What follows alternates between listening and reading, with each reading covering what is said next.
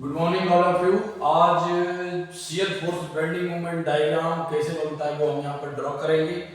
हमने सिंपल सा एक न्यूमेरिकल यहाँ लिख लेंगे। हम draw shear force and bending moment diagram.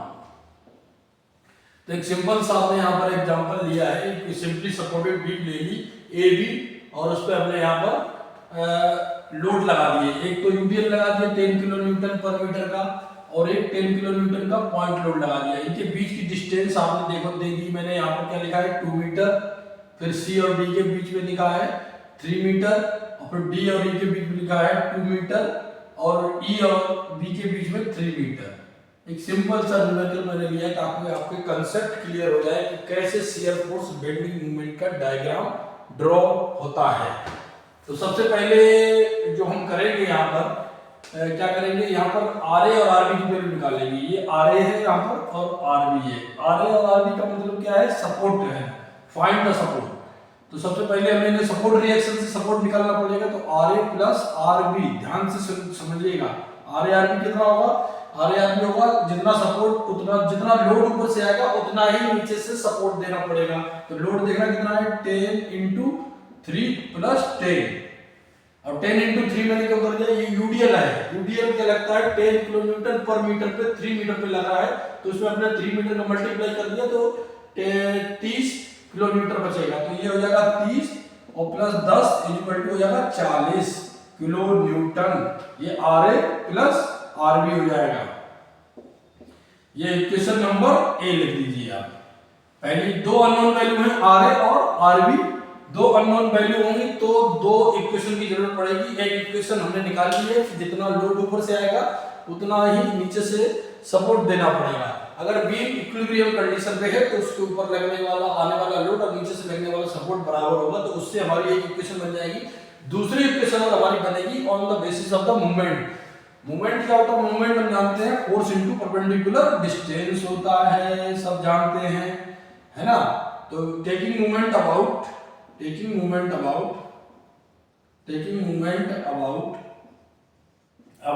कर दीजिए आप। तो यहां पर एंटी क्लॉकवाइज मूवमेंट क्या हो जाएगा, एंटी क्लॉकवाइज मूवमेंट हो जाएगा, क्या हो जाएगा आरबी इंटू 10। आरबी है ना, ये यहां पर हमने फिक्स किया, तो ये फोर्स इस तरीके से घुमाएगा, एंटी क्लॉकवाइज डायरेक्शन में घुमाएगा बीम को।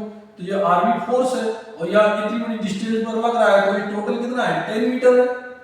तो आरबी इंटू 10 न्यूटन मीटर। और क्लॉकवाइज मूवमेंट क्या हो जाएगा, क्लॉकवाइज मूवमेंट होगा, अगर हम यहाँ पर मूवमेंट निकाल रहे हैं तो ये वाला लोड कैसे घुमाएगा, क्लॉकवाइज डायरेक्शन में बीम को, ये भी क्लॉकवाइज में घुमाएगा। तो 10 इंटू 3 तो लोड हो गया इंटू परपेंडिकुलर। अगर यूडीएल का जो लोड होता है वो मिड पॉइंट पर एक्ट करता है तो इसके मिड में आएगा, तो यहां से यहां तक की डिस्टेंस मेजर करोगे आप, तो ये कितनी होगी 2 प्लस और 3 का आधा हो जाएगा 1.5, तो ये टोटल हो जाएगा 3.5। तो 3.5 प्लस और ये 10 किलो न्यूटन का लोड लग रहा है, तो यहां से यहां तक की डिस्टेंस कितनी होगी 3 2 5 और 2 7, तो 10 इंटू 7। क्लियर। ये क्लॉकवाइज मूवमेंट अगर बीम इक्विलिब्रियम में है तो उसमें लगने वाला क्लॉकवाइज मूवमेंट और एंटी क्लॉकवाइज मूवमेंट बराबर होगा। तो पहले एंटी क्लॉकवाइज मूवमेंट निकालेंगे आपने आरबी इंटू 10, फिर क्लॉकवाइज मूवमेंट निकालेंगे। कोई भी मूवमेंट आप एक पॉइंट को फिक्स करके निकालोगे, या तो ए पॉइंट फिक्स किया या बी पॉइंट फिक्स किया, है ना। कैसे, अगर जैसे पेन हमने यहाँ पे मार्कर ले लिया, जैसे ऐसे घुमाया तो कैसे एंटी क्लॉकवाइज, और अगर इस तरह घुमाया तो क्लॉकवाइज। और बीम अगर इक्विलिब्रियम कंडीशन में है तो उसमें लगने वाला क्लॉकवाइज मूवमेंट और एंटी क्लॉकवाइज मूवमेंट बराबर होगा। और मूवमेंट होता है फोर्स इनटू परपेंडिकुलर डिस्टेंस और जिसकी यूनिट होती है न्यूटन मीटर। तो यहां पर आपने मल्टीप्लाई यूडीएल का आप ध्यान रखना, यूडीएल को पहले तो उसकी यूनिट किलो न्यूटन पर मीटर में दी जाएगी, उसमें अगर डिस्टेंस का मल्टीप्लाई करोगे तो मीटर बीच से गायब हो जाएगा, तो वो लोड बन जाएगा। लोड मिड पॉइंट पर एक्ट करेगा, तो मिड पॉइंट से लेकर उसके रेफरेंस पॉइंट की दूरी मेजर करनी पड़ेगी। तो 10 इंटू 3 इंटू 3.5 प्लस 10 इंटू 7, तो ये आप कैलकुलेट कर लो, यहाँ पर आ जाएगा थोड़ा सा 15 3 3 105 प्लस 70 और ये आ जाएगा 175। 175 किलो। अगर बीम इक्विलिब्रियम कंडीशन में है तो क्लॉकवाइज और एंटी क्लॉकवाइज मूवमेंट बराबर होंगे, तो हमने यहाँ पर क्या कर दिया, Rb इंटू 10 इक्वल टू हो जाएगा 175। तो Rb की वैल्यू यहाँ पर कितने आ जाएगा, 17.5 किलो न्यूटन। ये Rb की वैल्यू आ गई। जब Rb की वैल्यू आ गई तो हम उसको उठा के इक्वेशन नंबर ए में पुट कर देंगे, तो Ra की वैल्यू आ जाएगी, तो Ra इक्वल टू जाएगा 40 माइनस 17.5। तो ये माइनस करके कर लो, यहाँ पर कैसे करेंगे, 40 मैंने पॉइंट कैलकुलेटर, अगर आपके पास कैलकुलेटर है तो चलाइए, है ना, 10 में 9 में 2 और 3 1 2 22.5, ये Ra आएगा 22.5 किलो न्यूटन। आपको ये नहीं करना, आप कैलकुलेटर चला के कर सकते हैं ना, है ना। ये 22 पॉइंट यहाँ पर कितना आएगा, 22.5 किलो न्यूटन, इधर आएगा 17.5 किलो न्यूटन। ये Rb की वैल्यू। Is it clear? ये तो सपोर्ट रिएक्शन से पहले आप रिएक्शन निकालोगे R और Ra और Rb, फिर हम इधर जाएंगे शियर फोर्स की वैल्यू निकालेंगे। शियर फोर्स एट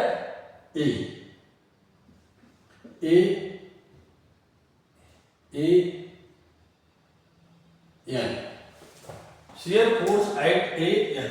एल का मतलब शियर फोर्स की हर एक पॉइंट पर आप शियर फोर्स की वैल्यू निकालोगे, उसके बाद हम डायग्राम ड्रॉ करेंगे। ऐसे ही हर एक पॉइंट पर आप बेंडिंग मोमेंट की वैल्यू निकालोगे, उसके बाद आप डायग्राम ड्रॉ करोगे। मैं एक पॉइंट आपको समझाऊंगा, बहुत ध्यान से समझना, आपको क्लियर हो जाएगा आपका, है ना। शियर फोर्स की पहले डेफिनेशन मैंने लास्ट वीडियो में बताया था कि शियर फोर्स होता क्या है। किसी बीम के किसी पॉइंट पर राइट और लेफ्ट सेक्शन पर लगने वाले अनबैलेंस वर्टिकल फोर्स को शियर फोर्स बोलते हैं। तो राइट और लेफ्ट, या तो राइट और लेफ्ट की बात कर रहा था मैं, तो ये जो और है ना, इसको ध्यान देने के लिए, या तो आप राइट में जाएंगे या लेफ्ट में जाएंगे, किसी एक साइड में जाएंगे, दोनों तरफ नहीं जाएंगे। तो अगर हम इस पॉइंट ए पॉइंट पर हम शियर फोर्स वैल्यू निकाल रहे हैं, तो shear force particular shear force का साइन कन्वेक्शन मैंने बताया था। साइन कन्वेक्शन क्या होता था, यहाँ पर हम कर देते साइड अपर डाउनवर्ड, ये लिख लेते हैं प्लस माइनस माइनस प्लस, बीच में ये कर लेते हैं राइट और लेफ्ट। तो ये एक साइन कन्वेक्शन में क्या कर देते हैं कि अगर लेफ्ट साइड में फोर्स अपवर्ड है तो प्लस, लेफ्ट साइड में अगर डाउनवर्ड है तो माइनस, और राइट साइड में अपवर्ड है तो माइनस, और राइट साइड में डाउनवर्ड है तो प्लस। इस साइन कन्वेक्शन है कि इससे हम डायग्राम ड्रॉ करेंगे। और बेंडिंग मोमेंट का जानते हैं, अगर इस तरह से बनता है तो उसको नेगेटिव हो जाता है, और इसको बोलते हैं होजिंग बोलते हैं, होगिंग बोलते हैं, होजिंग। और इस तरह से अगर बीम टर्न करती है अपवर्ड डायरेक्शन में तो हम इसको पॉजिटिव बोलते हैं, इसको बोलते हैं सेजिंग। ये बेंडिंग मोमेंट की बात करते हैं, और ये शियर फोर्स के साइन कन्वेक्शन की बात करते हैं। तो अगर हम बात करते हैं लेफ्ट राइट, किसी पॉइंट के राइट और लेफ्ट दोनों जगह पर हम शियर फोर्स की वैल्यू निकालेंगे। जस्ट क्या करें, जस्ट लेफ्ट ऑफ है, जस्ट लेफ्ट ऑफ राइट, है ना, लेफ्ट। जैसे एक पॉइंट है ना, यहां पर हमने ये पॉइंट है, जस्ट लेफ्ट की बात कर रहे हैं, तो यहां पर कितना वैल्यू आएगा शियर फोर्स की, 0। उधर कुछ फोर्स ही नहीं है तो 0 आएगा अगर एक पॉइंट की बात कर रहे हैं इधर। और जस्ट राइट ऑफ ए की बात कर रहे हैं, तो जस्ट राइट ऑफ ए की बात कर रहे हैं, यहीं पर जस्ट राइट ऑफ ए, तो ए आर की शियर फोर्स ए आर यहां पर। तो जाइए किधर, लेफ्ट साइड। आपको एक साइड में जाना है, या तो लेफ्ट साइड में जाना है या राइट साइड में, पहले चूज करना है। किसी पॉइंट पे हम ये पहले डिसाइड कर लेते हैं शियर फोर्स निकालते वक्त, किसी पॉइंट के या तो राइट साइड में मूवमेंट करेंगे या राइट साइड में जाएंगे। तो यहाँ पर हमने क्या कर रहे हैं कि पॉइंट के लेफ्ट साइड में, ज्यादातर हम यहाँ पर जो लेवल में कर रहा हूँ उसी लेफ्ट साइड में मूवमेंट करेंगे। तो लेफ्ट साइड में देख रहे हैं, तो इस पॉइंट पर खड़े तो लेफ्ट साइड में जा देखेंगे, या तो लेफ्ट में जाइए राइट में जाइए, शियर फोर्स की वैल्यू डिफरेंस। तो लेफ्ट मैं लेफ्ट में जा रहा हूं, तो लेफ्ट में जाएंगे तो लेफ्ट में यहाँ पर कौन सा फोर्स, यहाँ पर हम जो साइन कन्वेक्शन में गए तो फोर्स अपवर्ड है। यहाँ पर देखो फोर्स कितना है, अपवर्ड डायरेक्शन में दिख रहा है, अपवर्ड में जा रहा है। तो यहाँ पर देखो अपवर्ड में क्या है, प्लस दिख रहा है ना, अपवर्ड लेफ्ट साइड में अपवर्ड, तो प्लस में आएगा 22.5 किलो न्यूटन। क्लियर, कोई दिक्कत इसमें? आपको मतलब किसी पॉइंट के एक तो जस्ट राइट जस्ट लेफ्ट में हम वैल्यू निकालेंगे, लेकिन ये पहले डिसाइड कर लेते हैं कि हम लेफ्ट में मूवमेंट कर रहे हैं या राइट में मूवमेंट, क्योंकि हमने यहाँ पर लिखा था कि या तो राइट में जाइए या लेफ्ट में जाइए। तो हमने यहाँ पर डिसाइड किया लेफ्ट साइड पे फोर्स कंसीडर कर रहे हैं। तो वहां लेफ्ट साइड में हम गए, तो लेफ्ट साइड में देखा अपवर्ड फोर्स है तो पॉजिटिव ले लिया। अब हम कहां पर पॉइंट सी पर आ जाते हैं। तो शियर फोर्स सी जस्ट लेफ्ट इधर लेफ्ट साइड में है, तो लेफ्ट साइड में देखा कोई फोर्स नहीं है, यही वैल्यू रहेगी 22.5 किलोमीटर। इनके बीच में कोई फोर्स नहीं है, तो यही फोर्स कैरी हो रहा है। फिर हमारा shear force at C R right में आ जाते हो आप यहाँ खड़े हो, लेकिन जाएंगे किधर, लेफ्ट साइड में। तो वही फोर्स जो यहाँ पर आ रहा है वही फोर्स रहेगा कितना 22.5 किलो न्यूटन। फिर हम आते हैं shear force eight D L D पर आ गया, लेकिन लेफ्ट साइड में जाएंगे, पहले डिसाइडेड लेफ्ट साइड में जाएंगे। तो एक तो फोर्स आ रहा है कितना अपना 22.5 आ रहा है, लेकिन ऊपर से एक और फोर्स आ गया कौन सा 10 into 3 माइनस 10 into 3। तो ये हो जाएगा 30 में से आप 22.5 माइनस कर दो तो 0.5, ये 9 में 17 और ये 7.5 बचेगा, यानी माइनस 7.5 किलो न्यूटन बचता है डीएल पर। डीएल और डी राइट में क्या आ जाएगा, शियर फोर्स डी राइट पर आएगा माइनस 0.75 किलो न्यूटन, वही रहेगा, कोई फोर्स नहीं है, डी राइट पर भी वही। अब ई पर आ जाते हैं, shear force eight E L, यहां पर एल पर जाएंगे किधर लेफ्ट साइड में, तो कोई फोर्स कंसीडर हो रहा है किलो न्यूटन, कोई फोर्स बीच नहीं है। Shear force eight E R यहां पर राइट में आ जाते हैं, तो क्या है माइनस 7.5। अब यहां पर आप खड़े हो, इधर वाले फोर्स कंसीडर कर रहे हो, तो माइनस 0.75 तो यहां तक था, ऊपर से एक और फोर्स आ गया। तो आप लेफ्ट साइड में देखना, लेफ्ट साइड में गए, लेफ्ट साइड में देखें डाउनवर्ड फोर्स क्या है माइनस। आप इसको ध्यान रखेंगे, अपर डाउनवर्ड करेंगे, ऊपर प्लस माइनस माइनस प्लस लिख देना, तो आपको ये कंसेप्ट क्लियर हो जाएगा, बहुत इंपॉर्टेंट है। नहीं तो प्लस का माइनस माइनस का प्लस कर दोगे, उसकी वैल्यू कुछ भी निकलेगी और आपका डायग्राम गलत हो जाएगा। तो आप इस ट्रिक से चलना ना, आप ऊपर नीचे और प्लस माइनस माइनस प्लस पहले ही लिख लो, तो आपका क्लियर रहेगा मामला। तो यहाँ पर आएगा माइनस 10 किलो न्यूटन, तो ये जाएगा 17.5 किलो न्यूटन, ये माइनस में आएगा।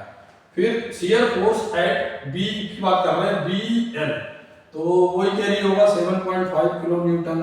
फिर shear force at B R, तो माइनस तो जा रहा है, तो अगर हम बात कर रहे हैं लेफ्ट साइड में अपवर्ड फोर्स आ रहा है, एक और फोर्स आ रहा है 17, तो ये ऊपर जाएगा तो प्लस माइनस दोनों कट के जीरो हो जाएंगे, तो ये जीरो हो जाएगा। तो ये वैल्यू आपकी निकल गई, आपकी कौन सी एक शियर फोर्स की वैल्यू ये है ना।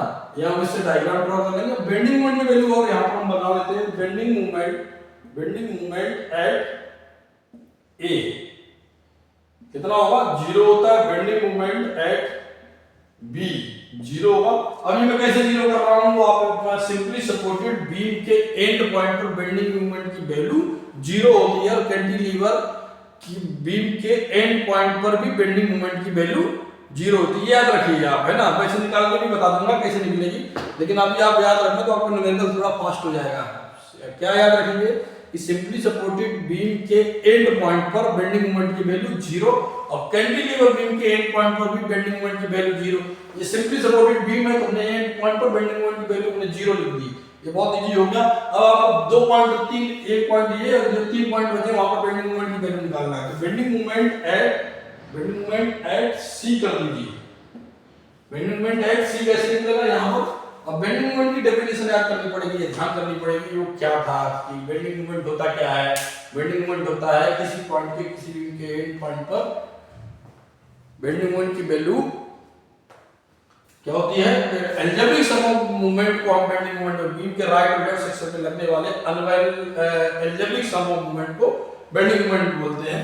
तो अब यहाँ पर अगर बेंडिंग मोमेंट निकाल रहे हैं तो इसके लेफ्ट में जाइए, राइट में, तो लेफ्ट में जाएंगे क्योंकि उधर जाएंगे जिधर फोर्स कम होंगे, आपके लिए कैलकुलेशन थोड़ा इजी हो जाएगा।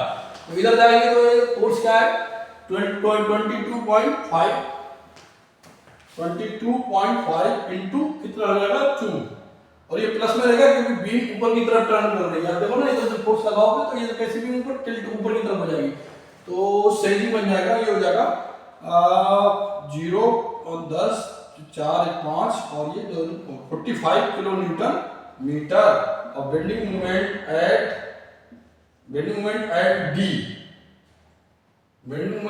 डी निकाल दीजिए। डी पर देखना, डी पर निकालने के लिए आपको क्या करना पड़ेगा, अगर हम लेफ्ट जाते हैं राइट जाते हैं तो किधर भी जाओ दोनों तरफ से वैल्यू सेम निकलेगी। जैसे हम डी पे खड़े हैं, अगर हम राइट में जा रहे हैं, ये हमारे ऊपर है, राइट में जाते हैं तो कितना ये वाला एक फोर्स आएगा 17, ये कैसे बीट को टर्न कर देगा ऊपर की तरफ, तो 17.5 इनटू डिस्टेंस कितनी होगी 5 माइनस ये वाला फोर्स 10 वाला नीचे डाउनवर्ड कर देगा तो 10 इनटू 2। क्लियर? ये वाला फोर्स देखो 17.5 जो है ना ऊपर की तरफ कर रहा है, 10 वाला क्या है नीचे की तरफ कर रहा है, तो ये हो जाएगा 25 2 35 2 37 3 5 1 8 और -20, ये -20 हो जाएगा तो बचेगा 7 और ये 6 किलो न्यूटन मीटर। 7 क्लियर कर लो, आप कैलकुलेटर चला के देखो। और मैं आप इसी कर रहा हूँ बिना कैलकुलेटर 35 की बचे 3 और 5 तो 35 और फिर से दोबारा से कैलकुलेट करते हैं।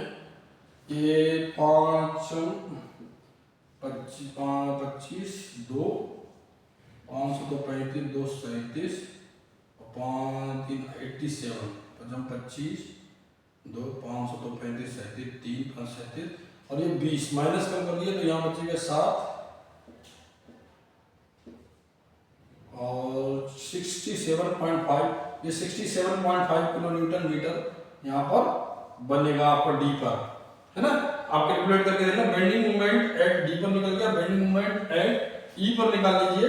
ई पर हम राइट में जाएंगे उधर जाएंगे जिधर फोर्स कम रहते हैं, तो इधर निकलेगा 17.5 इंटू 17.5 इंटू बचेगा 3 तो 15 1 और 3 7 21 और 1 बाई 2 52.5 किलो न्यूटन मीटर, यहाँ पर क्या है 52.5 किलो न्यूटन ई पर निकल गया।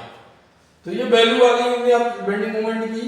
अब आप क्या करोगे, थोड़ा सा इसका डायग्राम ड्रॉ कर लेते हैं, है ना। On the basis of the value we can draw the diagram of shear force and bending moment also. तो हम ये इधर से थोड़ा सा हम मिटा देते हैं इधर की वैल्यू को, इधर डायग्राम बना लेंगे।